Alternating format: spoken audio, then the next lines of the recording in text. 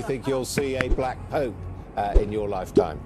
I've been asked this question several times before, and my answer has always been, why not? Only to see the moment pass him by. But his story didn't end there. With his bold vision for justice, unwavering faith, and the subtle backing of Pope Francis himself, Turkson's path to the throne of St. Peter may be closer than ever. Join us as we explore why Cardinal Peter Turkson could become the first Black Pope.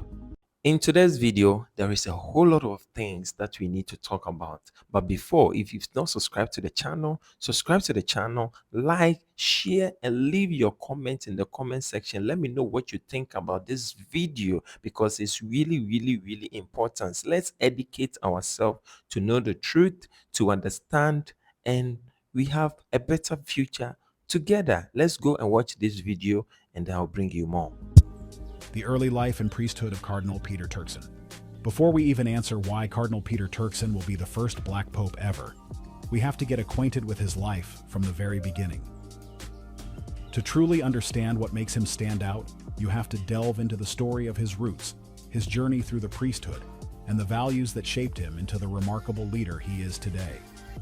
Peter Codwo Apia Turkson was born on October 11, 1948 in Wassa Nsuta, a modest mining town nestled in the western region of Ghana.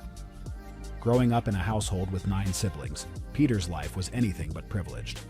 His father, a carpenter, and his mother, a Methodist who sold vegetables in the local market, worked tirelessly to provide for their large family.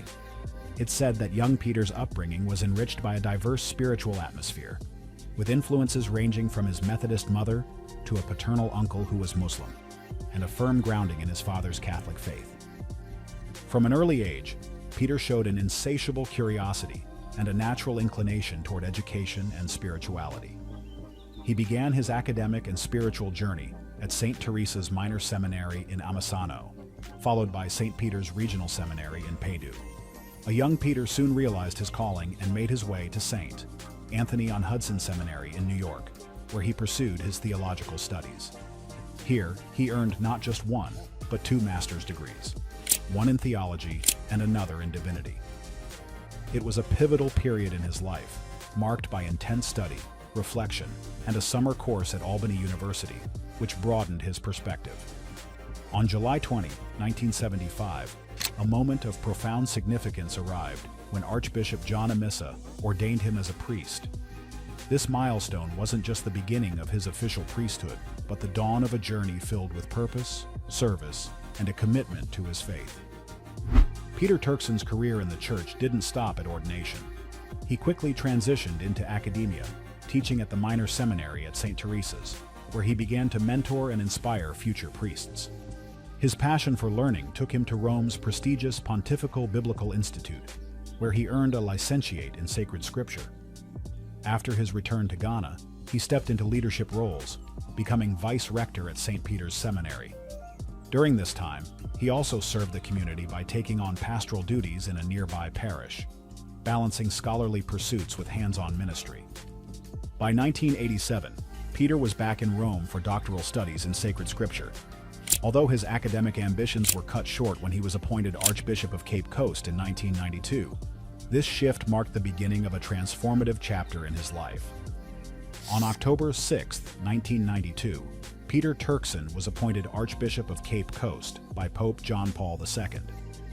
This appointment was a testament to his dedication and an acknowledgement of the unique blend of intellect, humility, and charisma that defined him. On March 27, 1993, he was consecrated by Archbishop Dominic Codwo Ando, solidifying his position as a key leader in the Ghanaian church. As Archbishop, Peter's influence extended beyond his diocese.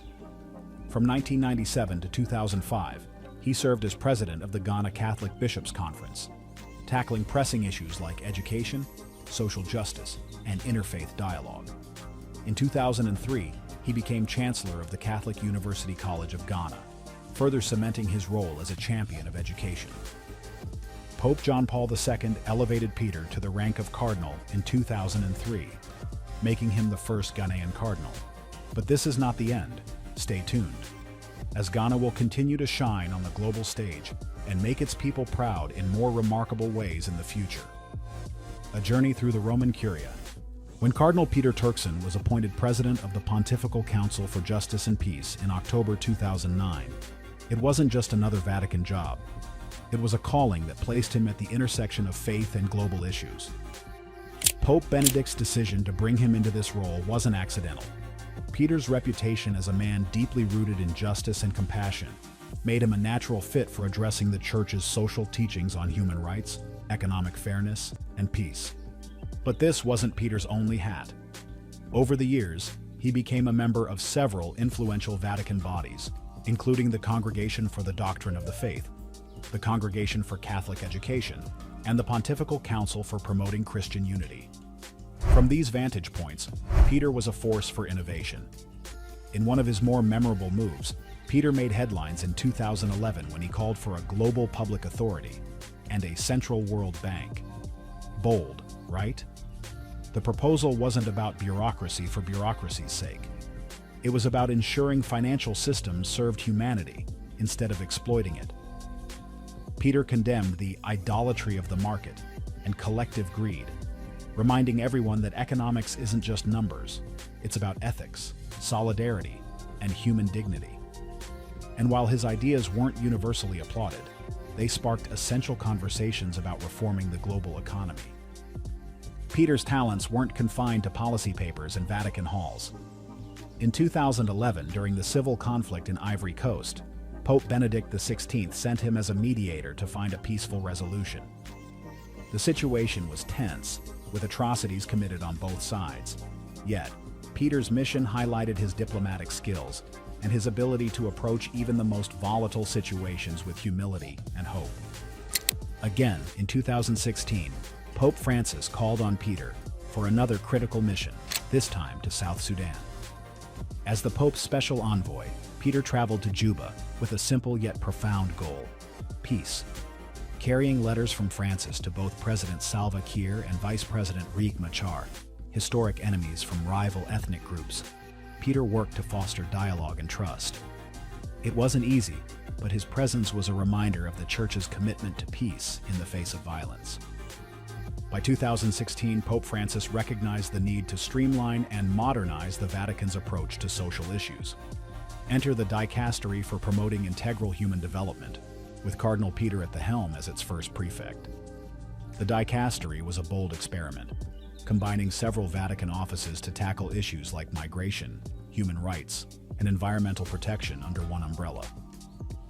Peter's leadership brought focus and energy to the initiative, which aligned perfectly with Pope Francis's vision in Laudato Si for a church deeply engaged with the world's challenges. Peter's tenure wasn't without its challenges. Overseeing such a wide-ranging office meant dealing with conflicts, criticism, and an ever-growing workload. Yet through it all, Peter's steady hand and ability to listen set him apart. When his 5-year term ended in December 2021, Pope Francis appointed Cardinal Michael Czerny as his temporary successor, but Peter's contributions left an enduring legacy. Twice a papal contender. If you think Peter's career is impressive so far, wait until you hear this. He's been a serious contender for the papacy not once, but twice. In 2005, when Pope John Paul II passed away, Peter was among the cardinal electors in the conclave that ultimately chose Pope Benedict XVI. While he wasn't a frontrunner then, his presence signaled the growing recognition of Africa's importance in the global church. By 2013, when Pope Benedict XVI resigned, and Peter's name started circulating again, but this time more seriously. His progressive vision, global outlook, and deep connection to the Church's teachings made him a compelling candidate. Though the conclave ultimately elected Pope Francis, Peter's inclusion in the papabile, those considered strong candidates for the papacy, was no small feat. It was a clear acknowledgement of his growing influence and the possibility of a non-European pope. Why Cardinal Turkson came so close to becoming pope in 2013? You must be wondering now, how did Cardinal Peter Turkson, a soft-spoken yet charismatic leader from Ghana, end up as one of the most talked-about candidates for the papacy in 2013? It's no small feat to be mentioned in the same breath as the papal crown. and Peter's name didn't appear on that list by chance. His rise to prominence within the church was fueled by a unique combination of qualifications, charisma, and a deeply rooted connection to the contemporary issues facing the global Catholic community. But why didn't he make it all the way? And does that mean the door is closed for him? Let's unpack this intriguing chapter of his story. Peter's candidacy during the 2013 conclave wasn't a fluke. It was the culmination of decades of dedicated service, intellectual rigor, and his ability to connect with people across cultures.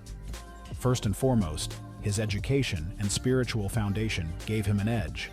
With degrees in theology and sacred scripture from some of the most prestigious Catholic institutions, including the Pontifical Biblical Commission in Rome, Peter was regarded as one of the intellectual heavyweights of the church.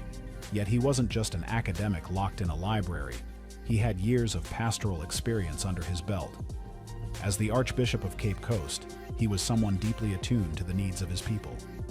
When Pope Benedict XVI appointed him president of the Pontifical Council for Justice and Peace in 2009, Peter's profile skyrocketed. He became the Vatican's voice on critical global issues like economic ethics, social justice, and environmental protection.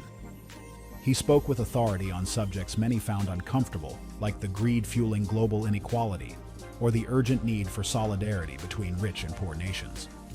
His moral clarity and ability to frame these discussions within the teachings of the Church made him not just respected, but admired. Then there was his charisma.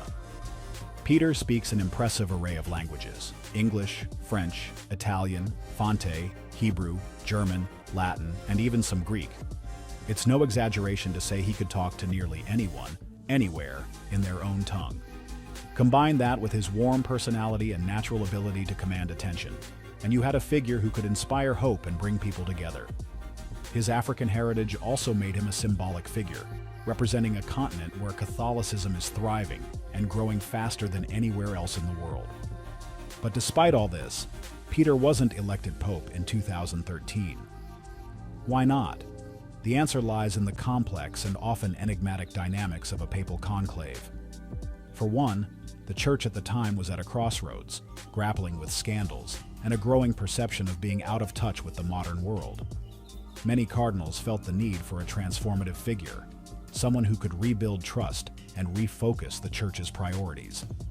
Enter Jorge Mario Bergoglio, later Pope Francis, a humble reformer from Argentina who embodied a return to simplicity and a focus on the marginalized.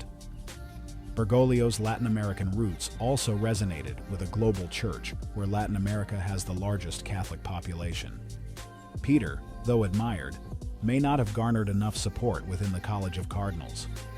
Papal elections often involve intricate networks of alliances and compromises, and Peter's lack of strong political backing likely worked against him. Additionally, some cardinals might have hesitated to break with tradition by electing the first African pope, despite the Church's growing universality. While many saw Peter's African origins as a strength, others might have viewed it as a bold leap they weren't ready to make yet.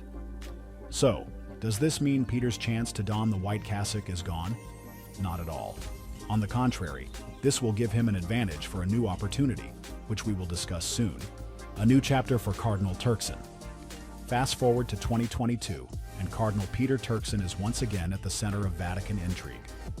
Pope Francis made headlines by appointing him as the new Chancellor of the Pontifical Academy of Sciences and the Pontifical Academy of Social Sciences. This wasn't just another routine reshuffling of Vatican responsibilities. It was a move that left many observers speculating. Is Pope Francis subtly endorsing Peter as a future pope? As we already mentioned, Cardinal Turkson, a towering figure in the Catholic Church, has always been admired for his intellect, diplomacy, and unwavering commitment to the Church's mission in a complex world. His new role as Chancellor is no small honor. It places him at the helm of two prestigious institutions that aim to bridge faith and reason, providing the Church with scientific and social insights to navigate the challenges of modernity. But let's rewind a bit. Peter's previous position as prefect of the Dicastery for Promoting Integral Human Development ended in December 2021. His tenure was marked by significant contributions, but also some turbulence, including a Vatican-ordered inspection of the dicastery. The inspection, led by Cardinal Blas Kupik, prompted personnel changes and eventually Peter's resignation. When he stepped down, the Vatican faced a glaring reality. For the first time since 1977, there were no African leaders among the heads of its dicasteries. What do you think about this video? What do you think? Leave your comment in the comment section. What is your opinion on this video so that we can be able to educate ourselves? As I said, we are not doing this alone. I'm doing this with you. So leave your comment and then I'm going to reply your comment in the comment section. Let's do this so that we can be able to educate ourselves. Like this video, share and subscribe if you've not subscribed. See you in the next video.